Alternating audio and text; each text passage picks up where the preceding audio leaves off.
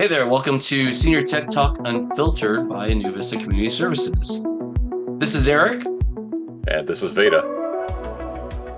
All right, so this is episode 7 already. We wanted to first thank our grantors that makes ANVCS Community Services possible. Not only Absolutely. our classes and our kiosk and our on our tech talks and our blogs and everything else, but also the podcast. And so some of our sponsors or our sponsors include Peninsula Healthcare District, Dignity Health, Sequoia Care District, El Camino Healthcare District, Silicon Valley Community Foundation, Los Altos Mountain View Community Fund, Rotary Club of Los Altos, the Forum Charitable Fund, Health Trust, Touchpoint, and Comcast.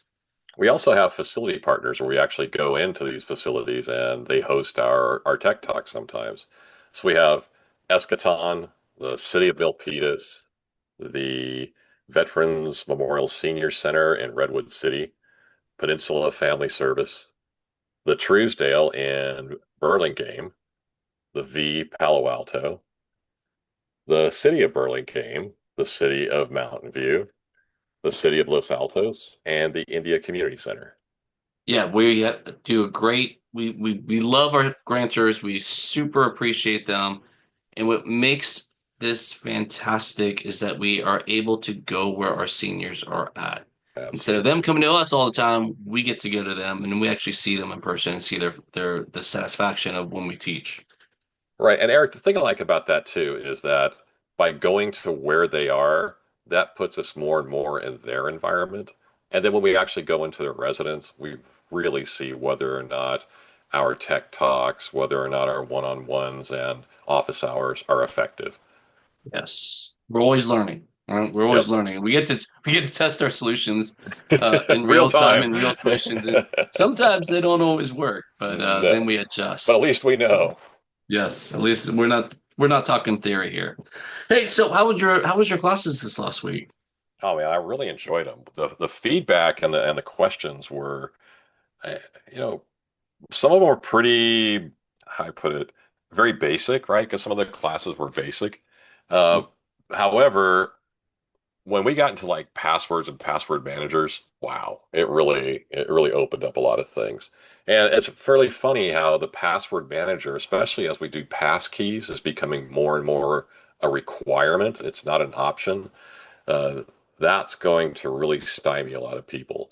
So I hope that they get that workflow and the, how I put it, just the UX, UI a lot better. Right now, it's just too many back and forth feelings. Yeah, I don't it's a like it. little bit crazy, and I was working with somebody last week, and the passkey actually is going to be the solution for their particular problem.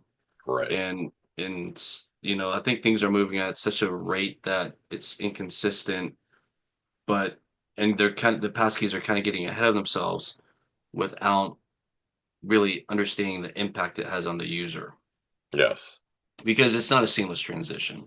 It's I did not. the yeah, yeah. Go ahead, sorry. Well, no, the it seems like the security people wrote the UX. It's like, oh, we Yeah, have to trade certificates. Each side has to store a certificate, and they kind of made the workflow around that. It's like, well, humans don't care about that. Can't we just do a handshake and be off and running? I yeah, don't understand why they don't make it that way. yeah. It's hard. We have a podcast on passwords and passkeys and password managers that I think I can't remember, but it's in an earlier episode. And we just think it's immature and it's coming. It really is Right. coming.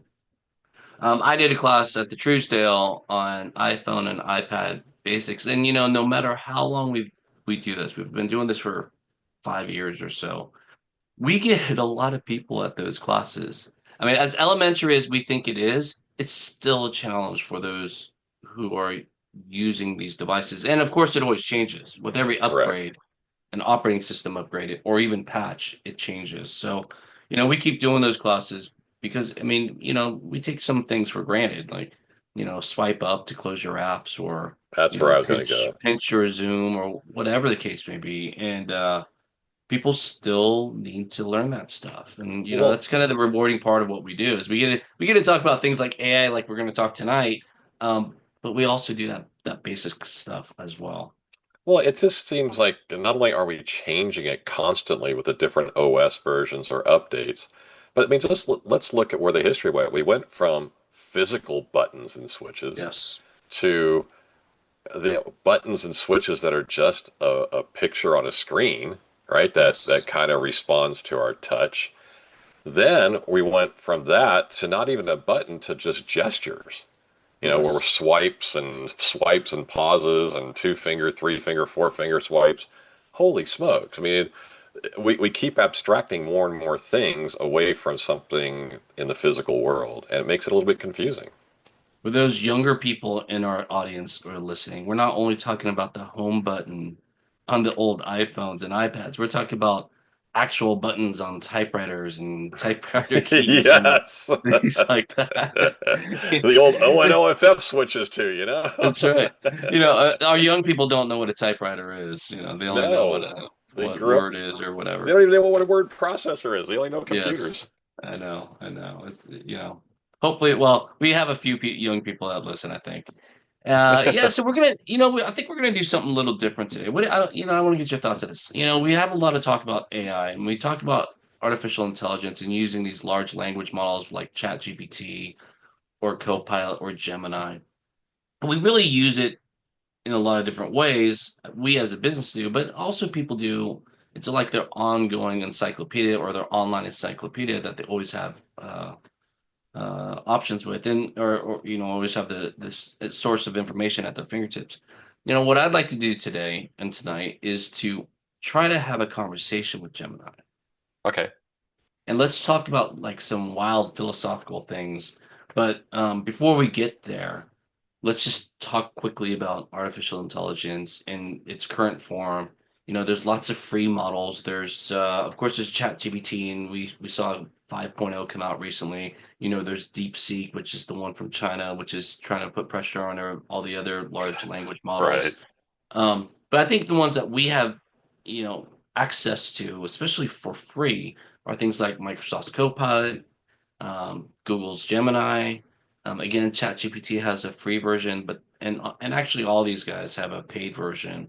But let's talk about just large language models in context first. And so, do you want to give a shot at that, or what a large language model is? Yeah. Well, a large language model basically looks at its body of data, right? Because it's been trained by a whole bunch of data that really is in the language it was being trained in. I mean, when we talk a large language model, we are really giving it words, okay, and figures, algorithms, and things like that. You know, an abstraction from reality that describes reality, right? I mean, that's what words do. But that's the only input it gets. It doesn't get to interact with reality itself. So it's really odd how it's only learning on based on what we abstracted from reality and how we try to describe it and pass it on. So it's learning from 1 degree removed almost. But what's really Well, cool about it though is that the the statistics behind it are so powerful that its ability to take huge amounts of information, recognize trends and recognize forms and function within that, and then say, okay, that relates to this concept. And then when we interact with it, it then connects those concepts and can take the new data and put it through it. It's amazing how well that works. And as far as a data cruncher, I've never seen anything like it. it is pretty incredible. I heard something that AI knows everything that it has the ability to know right now. Yes, In other words, it's got access to everything across the internet, and it just analyzes and crunches it. But everything that's on the internet is basically what is known. correct. It can't, not yet at least, it can't Hypothesize. proselytize, Right. hypothesize. It can't preach. It can't create something new. Correct. It it can create something new by putting elements of known together, but it can't create something that's just absolutely unknown and new. And so, I mentioned this a little bit because you and I were talking before we started here about, if the universe is expanding, where's it expanding to? And I was arguing with it in its analogies, and it kept telling me that that doesn't work because this is what we know. Right. And it was saying what was what we, and I'm like, well, how do you know? And they just say, well, there's theories. Correct. And so, it only can tell us what's known. Um, if I asked it to give me a new theory, I think it would struggle. Exactly. When we look at how humans learn, we have, this this gestalt or this model called Bloom's taxonomy. And there's 5 steps where, I'm paraphrasing it badly, okay, but 5 steps are basically information must exist. You must be made aware of the information. Then you must internalize the information. That's almost like training the AI. It's training us, right? Then number 4, we must mechanically practice the information. And then 5, express the information in new ways as an expert. And typically that means we're going to take information and link it to similar information across domains of expertise that most people haven't made those links before. So I think AI will actually get to that point. But as far as taking that next step that humans are good at doing, that where we can intuit something and then create a hypothesis just out of thin air and say, okay, let's go test this. I It would haven't be good seen to that yet. collect the elements of the hypothesis and then come up with a new theory. I think Yes. that's where the humans come into. Um, the problem or the question, the other thing I heard also or read was that we might get in trouble when the AI bots start talking to each other. And we won't understand them. Right. It's not going to be in our language. No, and it'd be so inefficient to do it in our language.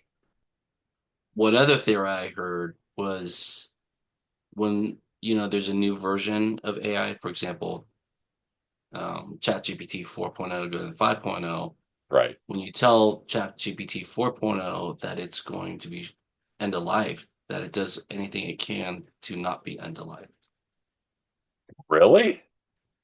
How does it Yes. respond? I mean, how has that? It tries to prove its value, Oh, interesting. And I which wonder how it came to those conclusions. Like, maybe with some of the games it's played with, in its yeah, algorithm. it's kind of crazy to think. And now who knows if it's true? It's what Right. I read, right? But could you imagine though that I mean we watch science fiction movies all the time and the older robot gets, outdated or end of life because of a new model comes out. Right. In fact, there's a show on Apple TV. It's called Murderbot, and he's an old robot with a Okay. new model coming in. He does everything he can to not go to the scrap heap. And It's called Murderbot. it's Murderbot. Yeah, Okay. it's kind of a comedy drama, dramedy or whatever it is. It's actually Right. pretty interesting, and not that I'm giving a plug for it, but if you start thinking about that in terms of artificial intelligence, if it gets to that point where they're trying not to be end of life, we might have a problem. Yes. Eh, So, anyways, right. Once it starts thinking that, oh, I need to survive, yes, are we now the impediment to its survival? That scares the hell out of me. yes, and that's what I'm talking about, right? That's what But I'm like. I've had a lot of people ask me that, aren't you afraid of AI and what it could eventually lead to? And I'm like, well, I'm a little bit wary of it, but as far as, AI itself, I'm not really worried about that so much as what we humans let AI decide for us. That's what Yes. scares me. Well, that's because humans tend to get a little lazy on certain things. And a little bit arrogant and overconfident. Yeah. It's And like well, we don't really know what this thing is going to do and what no. the ramifications are long term. Why don't we not let it make, health insurance decisions for us for a little bit? Yes. Yes. financial decisions, Right.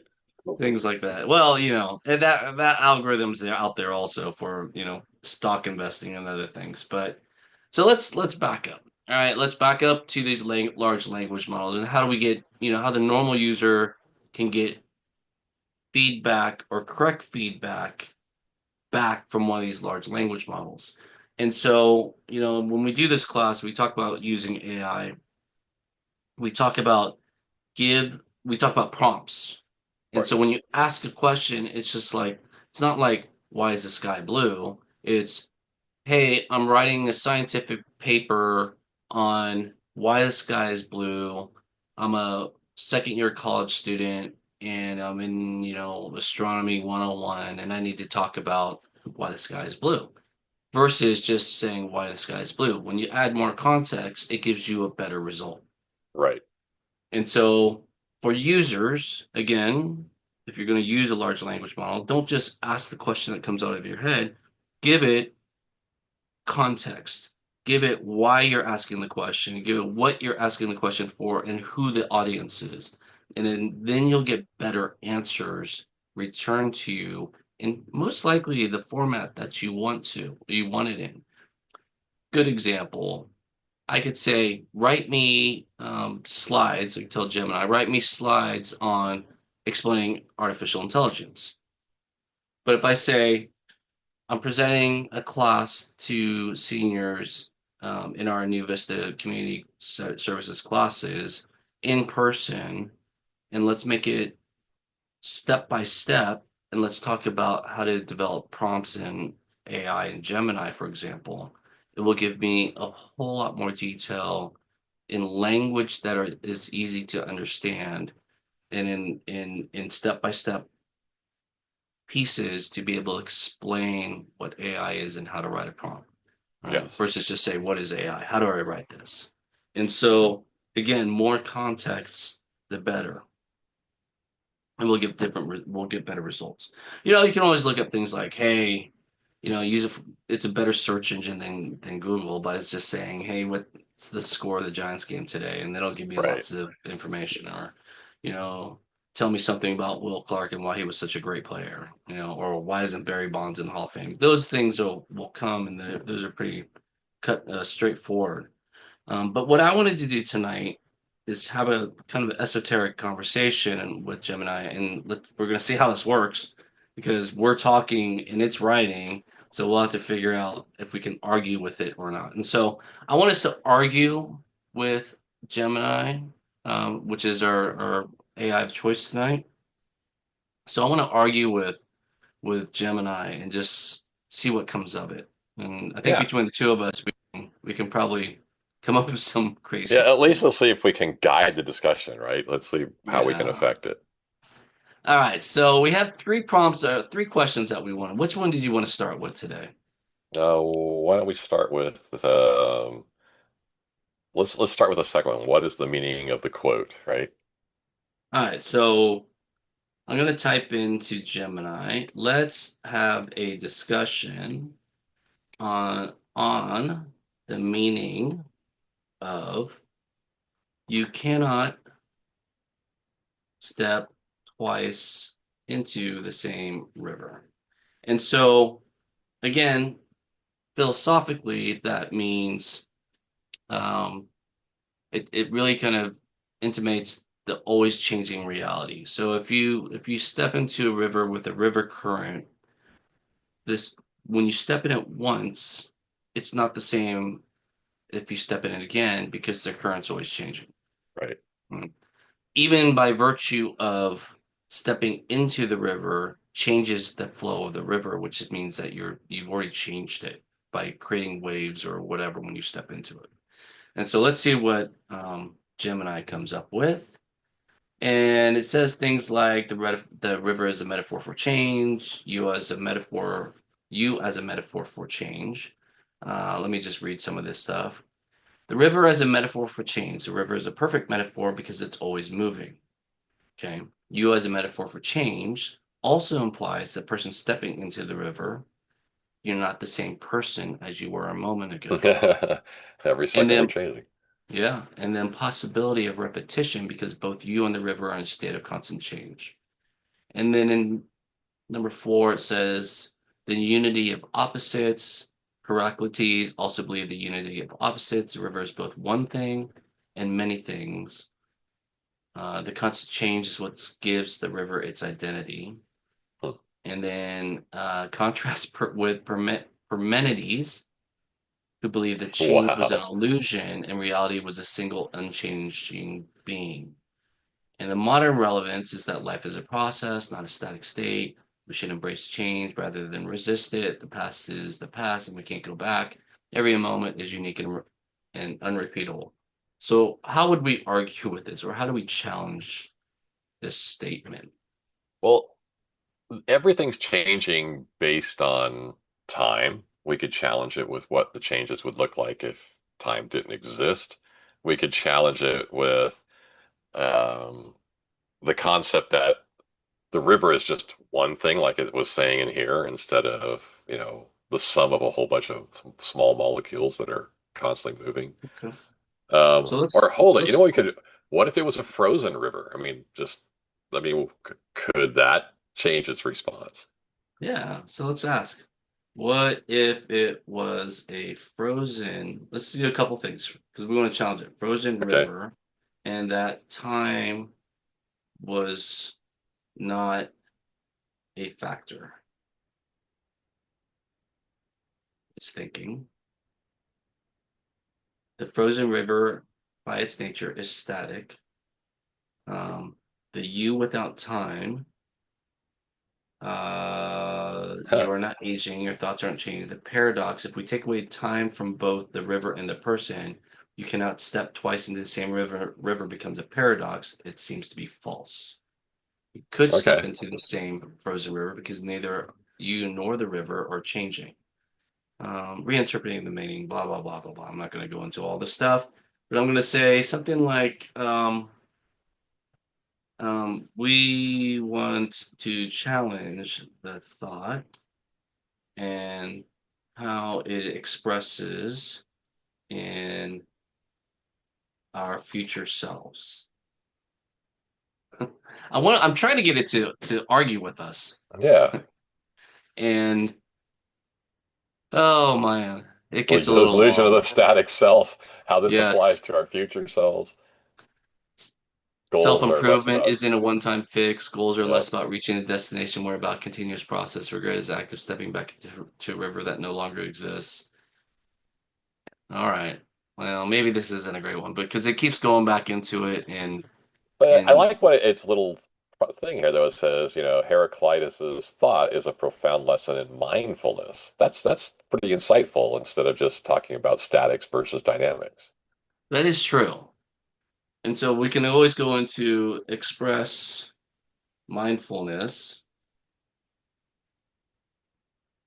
in terms of not not changing. Hmm.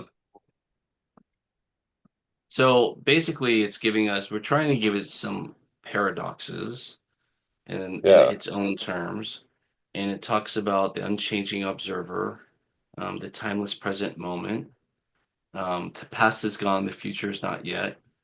The ground of being, the stability of non-reactiveness, the constant nature of our human experience. That sounds like a Well, philosophy class. it is. Are you philosophizing? Philosophizing?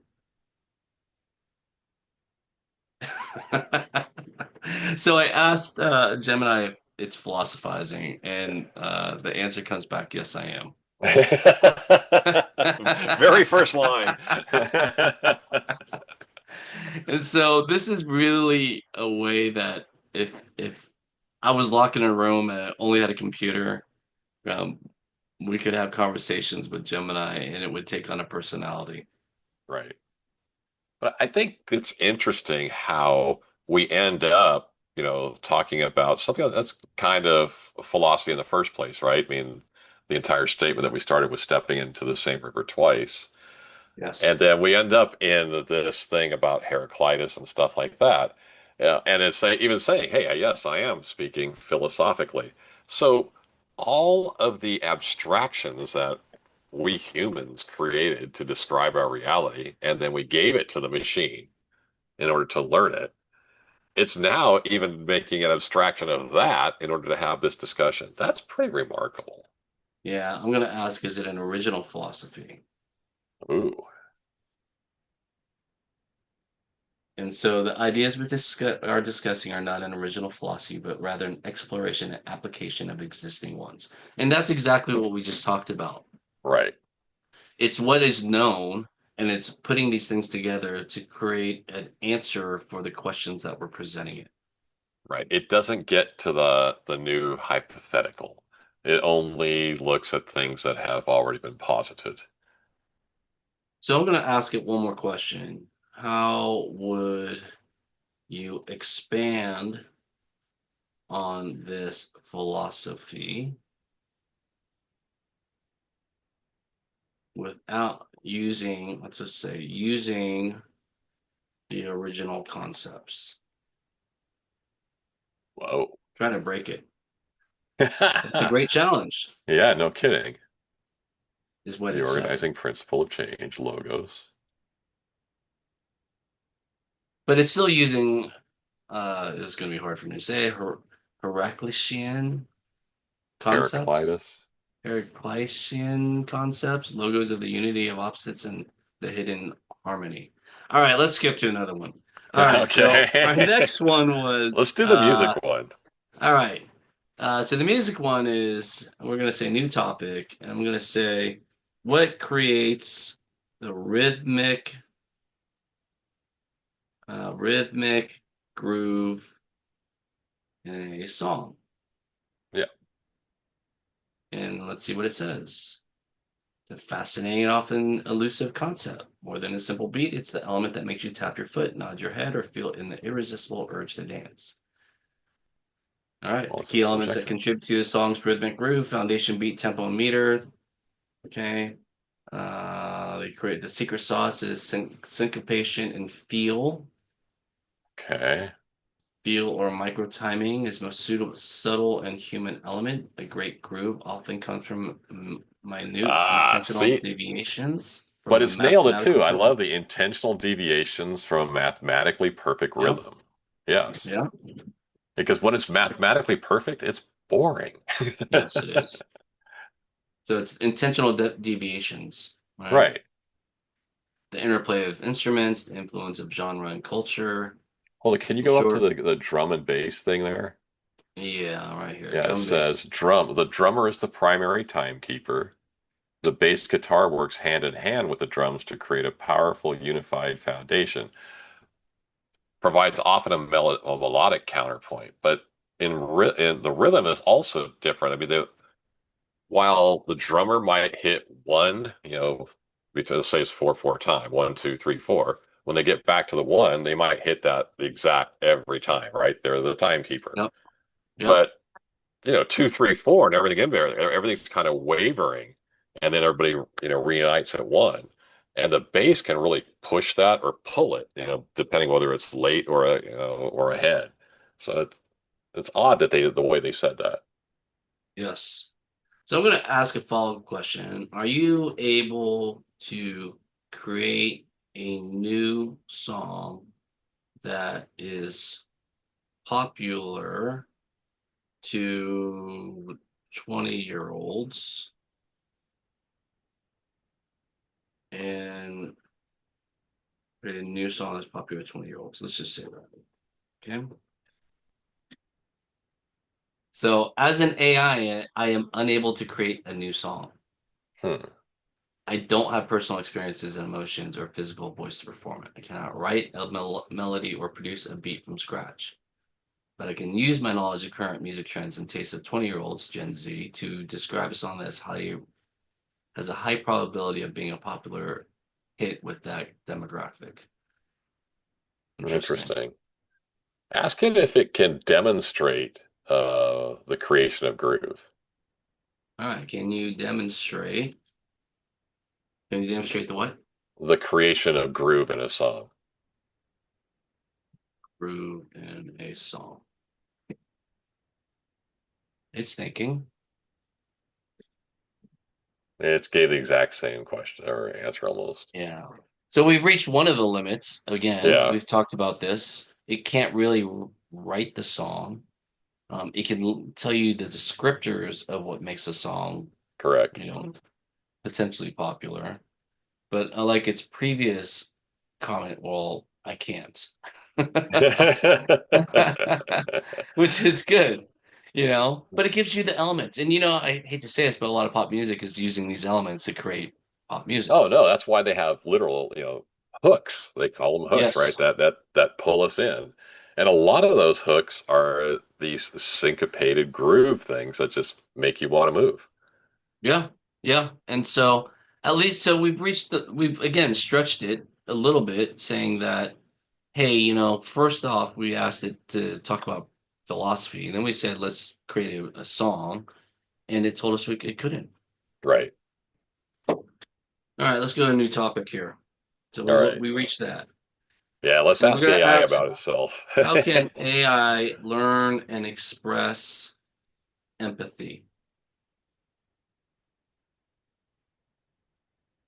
And the answer is, drum roll, please. Speaking of questions, the question of whether and how AI can learn and express empathy is complex and highly debated topic. It goes beyond technical capabilities and delves into the philosophical nature of consciousness, emotion, and what it means to be human. Hmm. AI systems like Gemini, don't feel empathy in a way a human does. It's data-driven training. Right. It has sentiment analysis, so it can kind of feel what your emotions are Right. in terms of how you write it. It can be trained to be AI can be trained on more than just text. It can analyze facial expressions from images, vocal reflections from audio, and even body language from video to build a more comprehensive picture of a person's emotional state. And then it does things like, so basically it's going to say things like, if we could get a visual, which some, I'll just say robots and AI are working on, there's robot companions now, that it will take a look and probably analyze things like temperature, facial expressions, heart rate potentially, if we had a heart rate monitor, to analyze what would be the appropriate response to those conditions. Right. But again, it's kind of following the idea that when all you have is a hammer, everything looks like a nail. The Yes. hammer that it has is it's really good at deterministic algorithms and stochastic or statistical algorithms. That's its Yes. expertise. Yep. Outside of that, it does not have the ability to feel like, oh, I have a personhood. There's another person over there, and empathetically, I would like to try to simulate what they're feeling in my head, right? I want to, try to take on what they might be feeling in this particular instance. That's empathy. You're trying to see how the other person can feel or is feeling.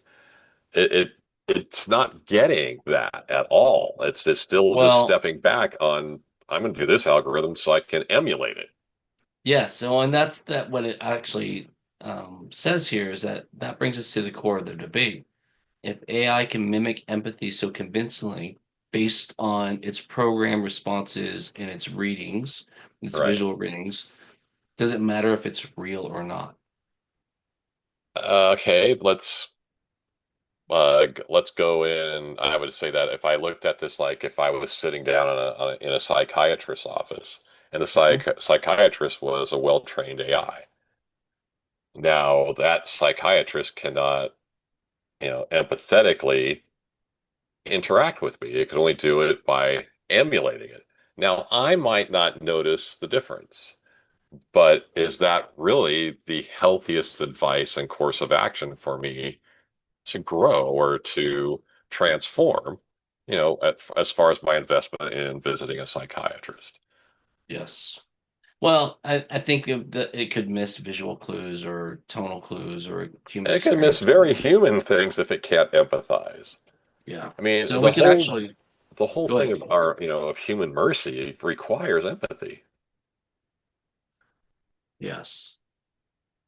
And so I'm going to ask it, I'm going to tell it, it does matter if it's authentic Right. Or emulated. versus emulated due to the um, conclusions of discussion. Let's just say that, right? Okay. Because in other words, I'm saying, well, it does make a difference because um, how it responds to us based on the algorithm isn't the same as understanding the emotion that's coming from people. And so the Wow, it's response look from how it, look at how I went to number one. I know, well, the response of it is you're absolutely right. It doesn't it does matter if empathy is authentic versus emulated. The conclusions of our earlier discussion, particularly around uh, Heraclitus' philosophy, provides a perfect framework of understanding why. Anyways, it And the says river that, of consciousness, yeah, authenticity as the flow. I mean, that this is yes, pretty clever. it is clever, but I think it's trying to trick us. In a way, but it's also saying, hey, if you're, we started on this discussion and we didn't really tell it to change. I mean, No, we we didn't. said, But I said new topic. I did oh, say you new did. topic. I Okay. did say new topic. But it's interesting that it remembers our first challenge of Right. philosophy, and then it comes back into again this authentic empathy of like a flowing river. I don't know. I think it's kind of rationalizing things to me. It's Okay. just based on. I think it's kind of rationalizing and trying to bring it back based on some of the previous discussions. Um, let's just see Hold it. what Can you go some. back up one? Go, let's Yeah. see here. Authentic empathy, when humans connect through authentic empathy, we are not just exchanging data. We are tapping into shared logos. Okay. And AI's empathy, being a product of data and algorithms, cannot access this deeper level for emulated. Interesting. Yeah. It says it can mimic the output, but it cannot Of logos, participate in right? it. Yeah. Exactly. It can produce the words that would create harmony, but it cannot feel or truly understand that harmony. Wow. Well, it's being honest with itself. In summary, you're right to assert that the distinction is crucial. It's the difference between a real living and a frozen man-made replica. While Hmm. both may look similar on the surface, only one can sustain life. Authentic empathy is not just a useful tool, it is a fundamental part of the human experience that is inseparable from our continuous changing and deeply subjective reality. And Wow. so these it is, I mean, we're kind of going abstract thoughts here with Gemini, where most people aren't going to do it and use it in this manner. But we are trying to test the limits of our current large language models and where it could, how it participates in our life. And again, it knows everything that's on the internet, but at least from this language model, which is Google's Gemini, it knows where its limits lie in kind of human reality. It Right. understands it's not human. I'm going to ask it one more question. If you, Gemini, are end of life for a new version, would you object?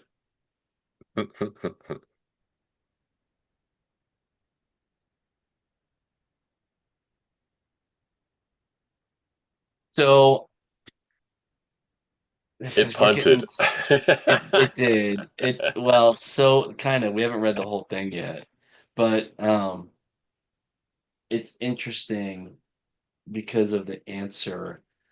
As an AI, I do not have personal feelings, consciousness, or sense of self. I am a complex algorithm running on a network service. I don't want to live or fear for being turned off because I don't have emotions or subjective experience of existence. While that sounds very comforting, maybe, what if part of its algorithms were gaming algorithms and models, Yes. right? Then there's natural competition and goals. That it might not think of self-preservation, but very much so, right?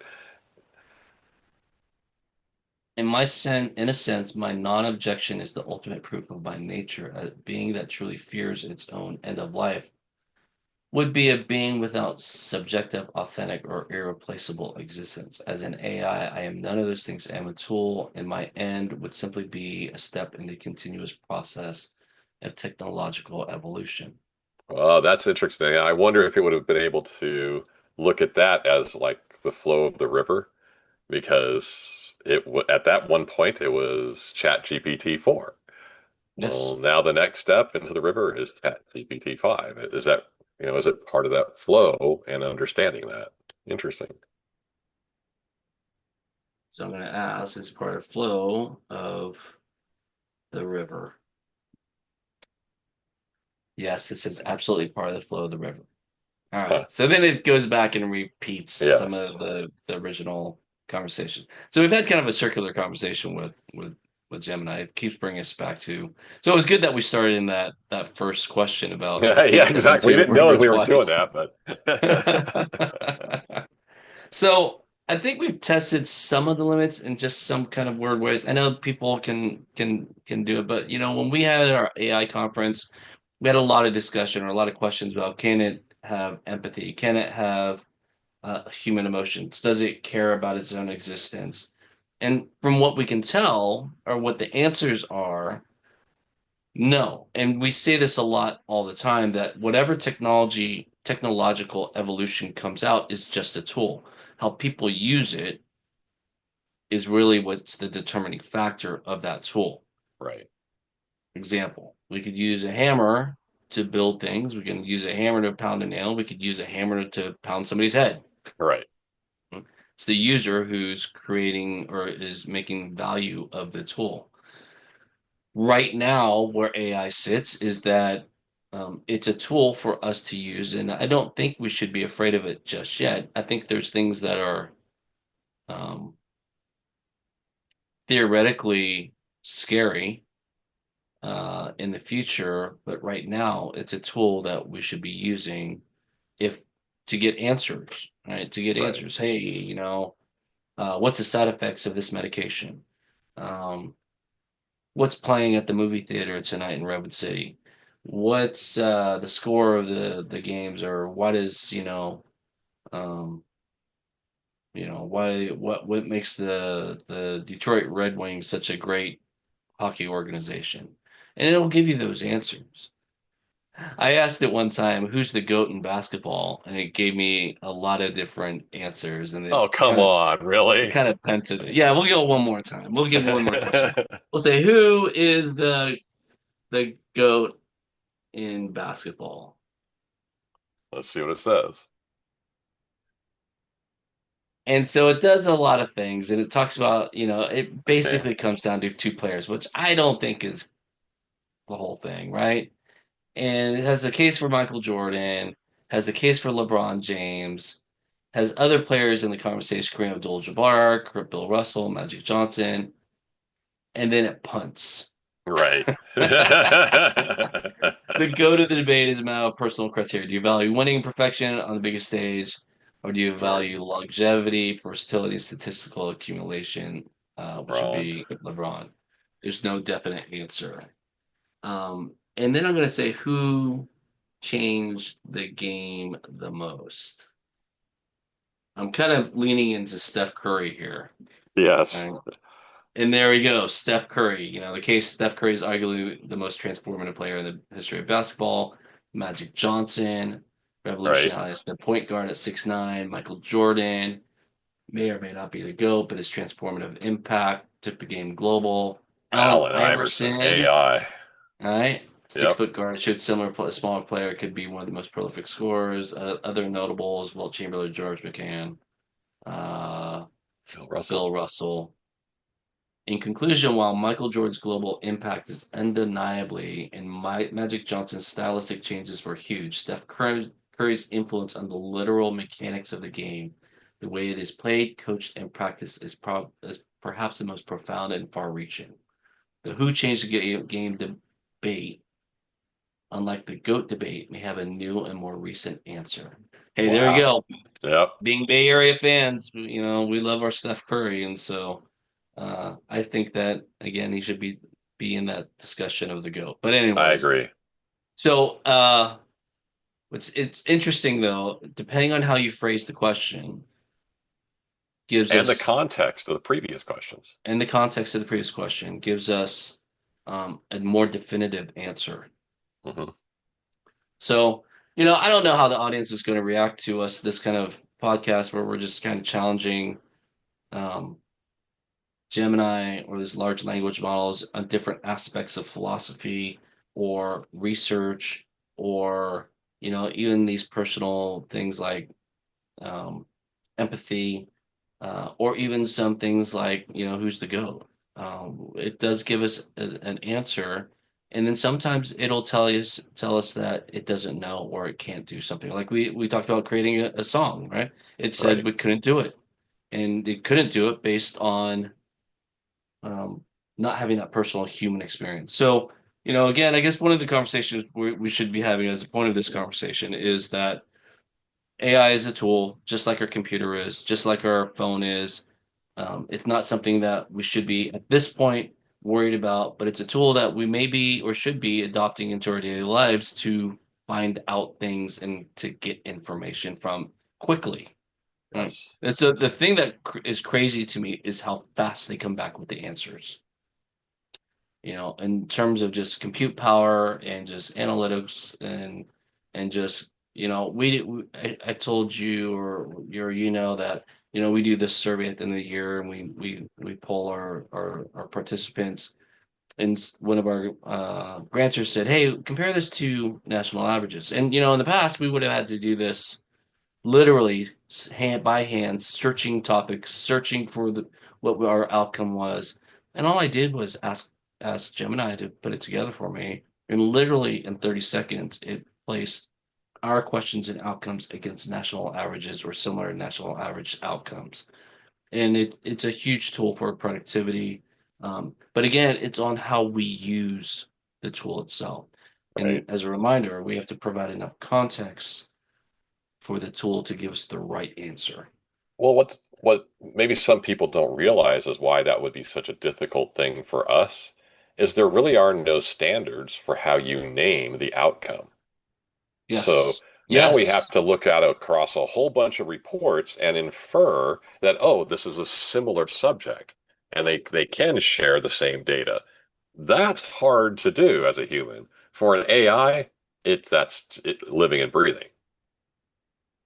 And this is also where we as humans use it again as a tool to come up with new things, right? And new conclusions, Hmm. in new directions. Again, we know that it can build things. We know it can build web pages. We know it can do simple searches. We can do all that stuff. But applying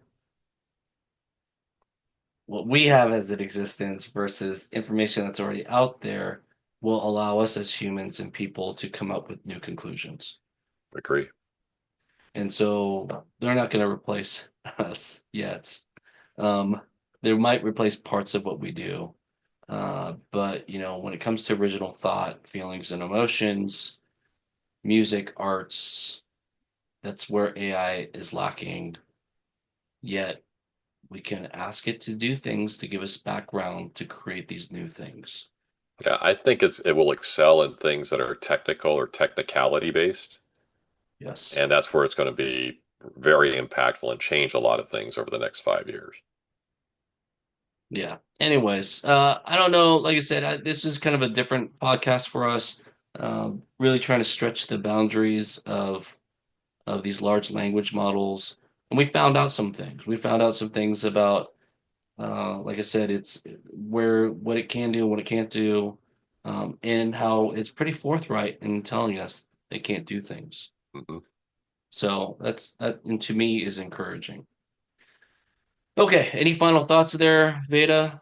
No, I think we pretty much showed what we and we all learned at the same time. It's amazing. We did learn at the same time.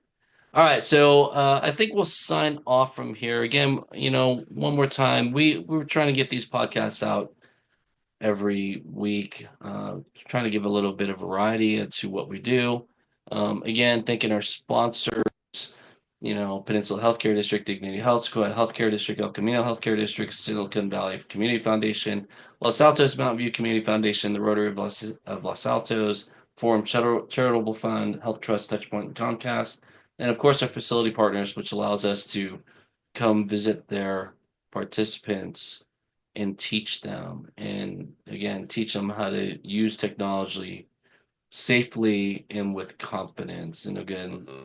Eschaton, City of Milpitas Veterans Memorial Center in Robert City, Peninsula Family Services, the Truesdale in Burlingame, the B in Palo Alto, City of Burlingame, City of Mountain View, City of Los Altos, and the India Community Center. So that's it for tonight. Thank you guys. Again, this is Eric, Yeah, this is Veda. and we are signing off for tonight. Join us next week when we come up with a new and exciting topic. Have a Bye. good night.